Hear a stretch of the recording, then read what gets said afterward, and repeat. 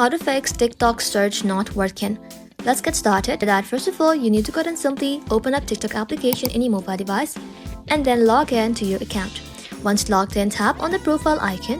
Inside here, tap on this three line icon, then tap on settings and privacy. Inside here, scroll below, and here you will be able to find free up space. Tap onto it and make sure you tap on clear beside cache.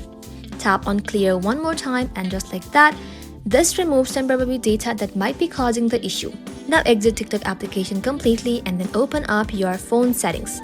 Inside here, scroll below, tap on general, tap on iPhone storage, and just like that, you need to go and simply find TikTok in the list. Tap onto it and then tap on Offload App, then tap onto it one more time.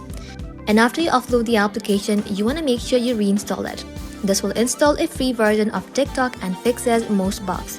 Once reinstalled, you can simply open TikTok again and try using search. This should now work properly. That's it. Thank you all for watching. If this video was helpful, consider subscribing to our channel and liking this video.